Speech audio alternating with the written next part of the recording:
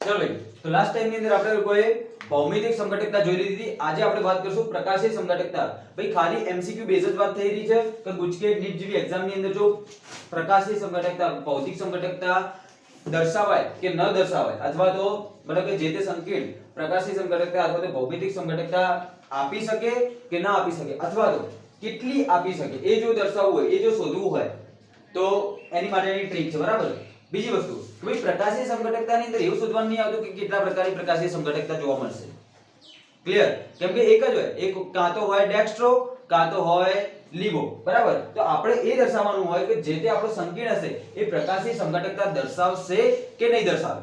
બરાબર. તો આ જ રીતના સામાન્ય ક્વેશ્ચન આવી જતા હોય તો ભાઈ અહીંયા લખેલી કેટલીક માહિતી એકદમ સામાન્ય માહિતી જો તમને ખબર હશે તો તમે લોકો આરામથી કહી શકો કે ભાઈ કોઈ પણ સંકેત સંયોજન પ્રકાશી સંઘટકતા દર્શાવી શકે કે ના દર્શાવી શકે. તો ભાઈ દેખજો પહેલી વસ્તુ શું કહે છે કે ભાઈ જો સમતલીય ચોરસ પ્રકારનું તમારું જે સંકેત છે એનું સંકરણ શોધ્યું અને એનું સંકરણ તમને કેવા પ્રકારનું મળ્યું. જો તમને એનું સંકરણ મળે છે DSP2 પ્રકારનું. કેવા પ્રકારનું બેટા?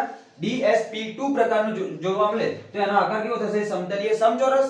સમતલીય ચોરસ અથવા તો સમતલીય સમચોરસ. તો એ ઘટકો એ એક સમતલમાં હોવાના કારણે ક્યારે પણ પ્રકાશી સંઘટકતા દર્શાવશે નહીં. ઓકે. ચલો બીજી વસ્તુ તો ભાઈ જે અષ્ટફલકી દેખો એક એની પહેલા એક મસ્ત વાત કરું તમને. જે ચતુષ્ફલકીય સંકીર્ણ મળશે તો ચતુષ્ફલકીય સંકીર્ણ છે એવું ક્યારે ખબર પડે કે જ્યારે તમે જે તે સંકીર્ણનું સંકરણ શોધો અને સંકરણ તમને કેવું મળે બેટા? sp3 પ્રકારનું મળશે. કેવા પ્રકારનું મળશે? sp3 પ્રકારનું મળશે. તો sp3 પ્રકારનું સંકરણ જો મળે તો એ સંકીર્ણનો આકાર કેવો હશે? સમચતુષ્ફલકીય હોય. અને જો સમચતુષ્ફલકીય આકાર હશે તો એની અંદર કોઈ પણ પ્રકારનું સંયોજન પ્રકાશીય સંઘટકતા દર્શાવશે નહીં. પણ કોણ દર્શાવશે? માત્ર એક જ પ્રકારનો લિગેન્ડ, એક જ પ્રકારનો સંકીર્ણ સંયોજન કે જેને આપણે શું કહીશું ભાઈ? MABCD. મતલબ કે મેટલ એક હશે અને એની અંદર ચાર અલગ અલગ પ્રકારના જો લિગેન્ડ લાગેલા હોય એવા ચતુષ્ફલકીય સંકીર્ણની અંદર કે જે એની અંદર મેટલની સાથે શું લાગેલા હોય? ચાર અલગ અલગ પ્રકારના જો લિગેન્ડ લાગેલા હશે તો એ શું દર્શાવી શકે ભાઈ? પ્રકાશીય સંઘટકતા દર્શાવી શકે. બાકી કોઈ પણ પ્રકારનો ચતુષ્ફલકીય સંકીર્ણ પ્રકાશીય સંઘટકતા દર્શાવતો નથી.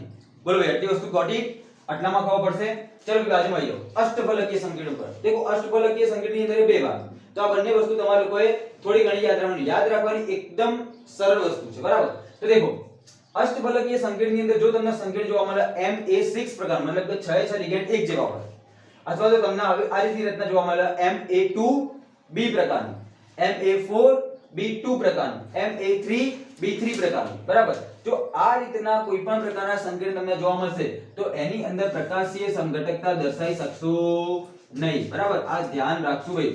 Ma6, Ma5B, Ma4B2 અને Ma3B3. બરાબર. લાઈનસર જ છે. એક એ ઘટતો જશે, એક બીબી વધારે જવાના. બરાબર. તો ક્યાં સુધી વધારશો? આ રીતની સિચ્યુએશન ક્યાં સુધી કરશો?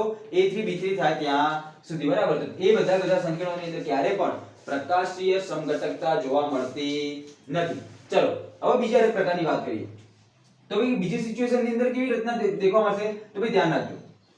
મેટલની સાથે A2B2C2 મતલબ કે 2A 2B અને 2C પ્રકારના લિગેન્ડ હોય મતલબ કે ત્રણ અલગ અલગ પણ 2B ની જોડની અંદર જો લિગેન્ડ તમને જોવા મળશે અથવા તો મેટલની સાથે 6 લિગેન્ડ અલગ અલગ પ્રકારના હોય મતલબ કે ABCDEF પ્રકારના હોય. જો મેટલની સાથે દેખજો ભાઈ હવે અહીંયા જે એ કૌંસમાં લખેલું છે એને શું કહીશ હું? દ્વિદંતીય લિગેન્ડ. તો આ દ્વિદંતીય લિગેન્ડ ની વાત કરી લીધી.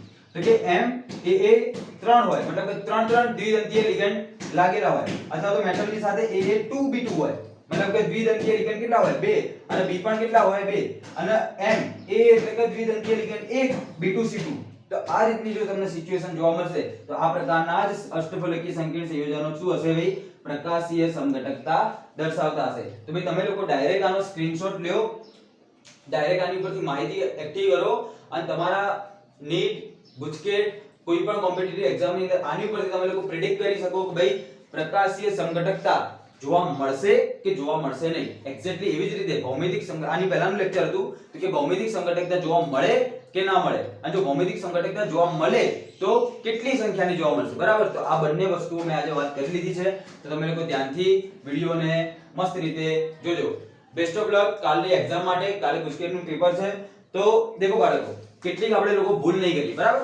ધ્યાન રાખજો આજના દિવસની અંદર કોઈ પણ એક બી નવો ટોપિક નહીં વાંચીએ. ક્લિયર? જે વસ્તુ તમને લોકોને આવડે છે એ વસ્તુ ઉપર ફરીથી એકવાર નજર રાખશું, કેમ કે કાલે ગુજકેટના પેપરની અંદર તમને લોકોને જે આવડતું હશે એ તો તમે લોકો અટેન્ડ કરી શકશો, પણ જો તમને કંઈ આવડતું હશે એની અંદર નાની મોટી વસ્તુ એ ભૂલી ગયા તો એ તમને અફસોસ થઈ જશે. જો કોઈ વસ્તુ તમને નથી આવડતી, ધ્યાન રાખજો, જો કોઈ વસ્તુ તમને નથી આવડતી, જો એ રહી જશે તો એની અંદર એટલી બધી મેટર કરશે નહીં, એની અંદર એટલો બધો પ્રોબ્લેમ થતો નથી. ક્લિયર બેટા? તો આટલી વસ્તુનું આપણે ખાસ ધ્યાન રાખશું. કાલ માટે બહુ બેસ્ટ ઓફ લક તમને બધાને. બરાબર, ખૂબ ધ્યાનથી વાંચીને પેપર આપવાનું. ભાઈ દેખો, પેપર આપવાની અંદર નાની મોટી મિસ્ટેક કરતા હોઈએ છીએ આપણે લોકો, તો પેપર આપવાની અંદર કઈ મિસ્ટેક નહીં કરીએ. તો દેખજો, શરૂઆતની અંદર કેમિસ્ટ્રી ફિઝિક્સ નું જ્યારે તમારા હાથની અંદર પેપર આવી જાય, બરાબર, તો એની અંદરથી પહેલું કેમિસ્ટ્રી સોલ્વ કરશું. એની અંદર એક ક્વેશ્ચન વાંચો, જો નહીં ખબર પડતી બીજી વાર વાંચો, જો તોય નહીં પડતી સ્કીપ મારો. સ્કીપ મારો, ક્યારે પણ એનું ટેન્શન ના લો, એના ઉપર વિચારવા ના જાઓ. બરાબર, પહેલા અડધા કલાકની અંદર તમે કેમિસ્ટ્રીના બધા એમસીક્યુ એકવાર વાંચી લો. એકવાર વાંચી લો ઇન ધ સેન્સ એકવારની અંદર જેટલા એમસીક્યુ થઈ શકે એ બધા સોલ્વ કરી દો, કે જે થિયોરિટિકલ. ક્લિયર? હવે તમે લોકો એ જ પેપરના ફરીથી એકવાર ખાલી 10 જ મિનિટ લાગશે, બીજી વાર જોવાની અંદર એ જ પેપરના ફરીથી જોવું હોય તો ખાલી કેટલી મિનિટ લાગશે? 10 જ મિનિટ લાગશે. બરાબર છે? 10 મિનિટની અંદર બીજા બધા ક્વેશ્ચન જે આવડતા હશે એની અંદરથી જે નથી શરૂઆતની કેલ્ક્યુલેશન વાળા કે એવા કોઈ બી દાખલા હતા જે નતા આવડતા એ બી તમને આવડી શકે, કેમ કે તમારું માઇન્ડ એને એક્સેપ્ટ કરી ગયું હશે. બરાબર, તો ત્યાં તમે લોકો જીતવાનું છે. બરાબર, તો આ વસ્તુ છે કે અહીંયા બહુ મોટી મિસ્ટેક કરી. પહેલી વસ્તુ, પહેલા કેમિસ્ટ્રી કરો, પછી ફિઝિક્સ કરો. ફિઝિક્સ ની અંદર સેમ પ્રોસિજર. જો તમને દાખલો સરળ લાગે, સૂત્ર તરત આવડતું, તરત કેલ્ક્યુલેશન કરીને જવાબ લખો, અને જવાબ જેવો આવે એવું OMR ની અંદર ટિક કરો અથવા તો પૂરી દો.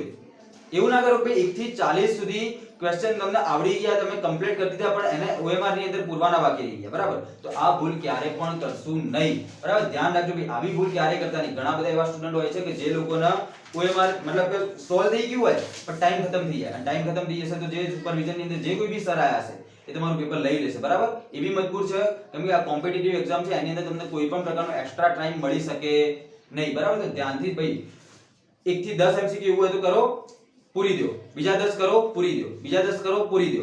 બરાબર, પણ ક્યારે પણ બાકી રાખશું નહીં, અથવા તો OMR ની અંદર એક ટપકું કરતા જાઓ.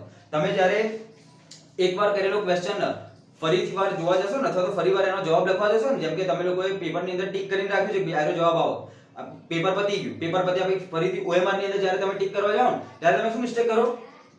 જે પ્રશ્ન તમે કરેલો છે એને ફરીથી વાંચશો, અને તમને ડાઉટફુલ લાગશે, ફરીથી આને જોવાનો ટ્રાય કરશો કે આ સાચું જ છે ને.